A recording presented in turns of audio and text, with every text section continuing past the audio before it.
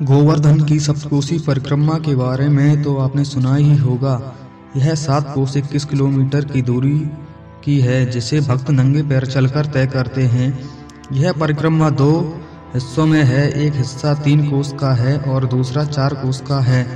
3 कोस की परिक्रमा में राधा कुंड से गोवर्धन के बीच कुसुम सरोवर है। यह एक रमणीक स्थान है। इस सरोवर पर कदम के वृक्षों का सुंदर बगीचा है। यहाँ भव्य स्मारक बने हुए हैं। यह स्थान पौराणिक और ऐतिहासिक दोनों तरह से महत्वपूर्ण है।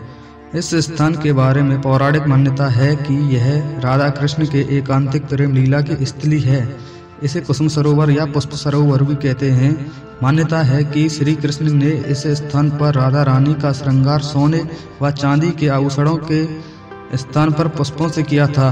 एक अन्य मान्यता के अनुसार कालिंदी ने यहाँ पर वज्रनाभ परीक्षित समेत तमाम ब्रजवासियों को कृष्णकार उद्धव जी का साक्षात्कार करवाया था।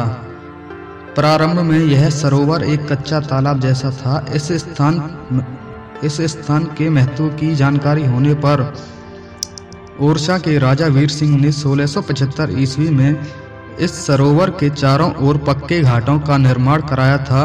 राजा वीर सिंह राधा कृष्ण के समर्पित भक्त थे। उन्होंने ब्रज में अनेक धार्मिक महत्व के स्थलों पर निर्माण कार्य कराए थे।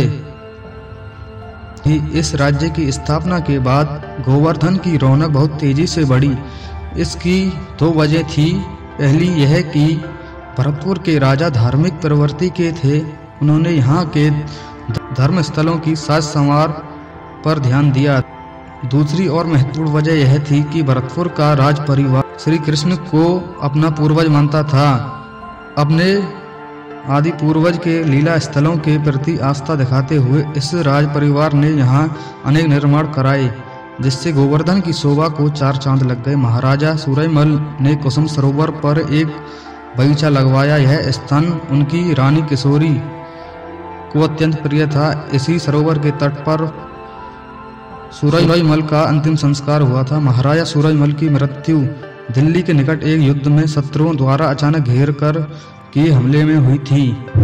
यहाँ हमला इतना भयानक हुआ था कि शत्रुओं ने सूरजमल के शव को बुरी तरह क्षतिग्रस्त कर दिया था। उनके साथ में मौजूद सभी अंगरक्षक इस हमले में वीरगति को प्राप्त हुए थे। आलम यह था कि सूरजमल की सेना को अपने स्वर्गीय महाराज का पार्थिव शरीर भी नहीं मिल सका। राजकुमार जवाहर सिंह सूरजमल के बाद महाराज बने। जवाहर सिंह ने विद्वानों से अपने पिता के अंतिम संस्कार के बारे में राय ली। रानी किशोरी के पास महाराजा सूरजमल का एक दांत था।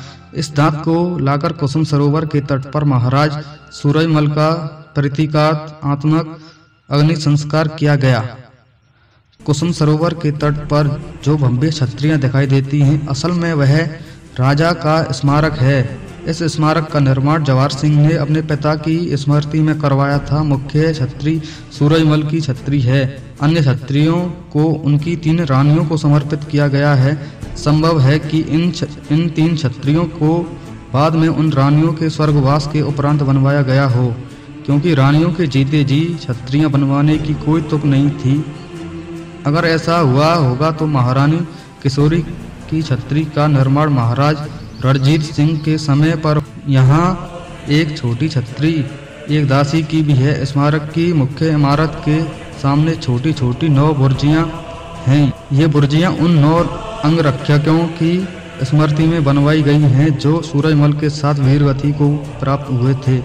कहते हैं कि इन 9 अंगरक्षकों में एक मुसलमान भी था जो सूरजमल के लिए शहीद हुआ। कुसुम सरोवर महाराज सूरजमल के लिए समर्पित स्मारक है। उनके साथ के कई वफादार लोगों का भी बाद में यहीं अंतिम संस्कार किया गया। कुसुम सरोवर के एक तट पर छोटी छोटी कई समाधियां बनी हुई हैं। ये समाधियां सूरजमल के समय के भरतपुर राज्य के कई उच्च अधिकारियों की हैं। इनमें से एक समाधि भरतपुर के राज्य के दीवान, राजगुरु और वकील रहे रूपराम कटारा की भी है। रूपराम कटारा के पैतृक गांव बरसाना में प्रसिद्ध वृषभानु कुंड के तट पर भी रूपराम कटारा की स्मृति में एक छतरी का निर्माण हुआ था।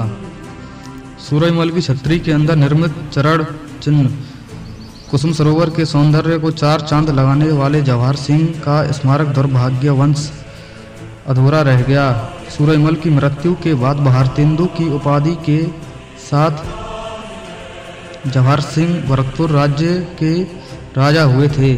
जवाहर सिंह ने अपने राज्य के आंतरिक शत्रुओं को नष्ट किया, दिल्ली अभियान कर पिता की मृत्यु का बदला लिया। चहुं ओर दुश्मनों को रौंदते हुए अचानक उनकी मृत्यु हो गई। आगरा में किसी ने धोखे से उन्हें मौत के घाट उतार दिया। उनकी अंत्येष्टि कुसुम सरोवर के तट पर ही की गई। यहीं पर विशाल चबूतरा उनकी स्मृति में उनके बाद राजा बने उनके छोटे भाई रतन सिंह ने बनवाया था। यह चबूतरा आगे चलकर स्मारक का रूप लेता। उससे पहले ही रतन सिंह की भी हत्या हो गई। राज परिवार आंतरिक कलह से उलझा रहा और जवाहर सिंह का स्मारक एक चबूतरा बन कर रह गया। इस स्मारक की निर्माण सामग्री को गोसाई हिम्मत बहादुर वृंदावन ले गया। वृंदावन में उसने एक घाट का निर्माण कराया था। हिम्मत बहादुर एक नागा था। यह राजेंद्र गिरी गोसाई का उत्तराधिकारी था। ये गोसाई लोग बुंदेलखंड के कुछ हिस्सों के जागीरदार थे। ये लोग वजीर सहोदर जंग की सेना में थे। नागाओं का जत्था भरतपुर राज्य की सेनाओं में भी लंबे समय तक रहा। हिम्मत बहादुर इस नागा जत्थे का सेनापति था।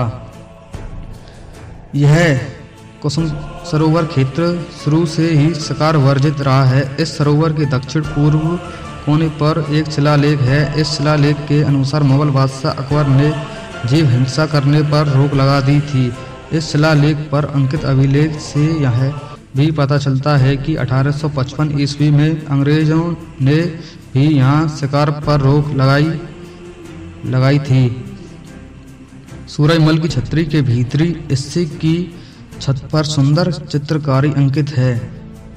इन चित्रों में राजा बदन सिंह अपने दरबारियों के साथ मंत्रणा करते दिखते हैं।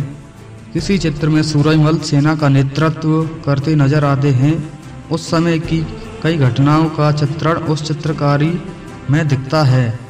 यह चित्र इतने महत्वपूर्ण हैं कि इन्हीं चित्रों के माध्यम से इतिहासकारों को सूरजमल और बदन सिंह के चेहरे, मोहरे और वस्त्र आभूषण आदि की जानकारी मिली है। कुसुम सरोवर को लेकर रहस्यमयी कहानियाँ और भी हैं। रोमांचक किस्सों की भी भरमार है। स्थानीय लोग इसे हॉन्टेड जगह भी मानते हैं। कुछ लोग का कहना है कि रात को राजा के अंगरक्षक यहाँ पहरा देते हैं। कुछ ऐसे भी हैं जो दावा करते हैं कि उन्होंने सफेद दाढ़ी वाले राजगुरु को घोड़े पर बैठकर रात में घूमते हुए देखा है। एक साधु ने यह बताया कि इस सरोवर में पारस पत्थर है। किसी ने बताया कि इच्छाधारी नाग की मणि है इस सरोवर में है।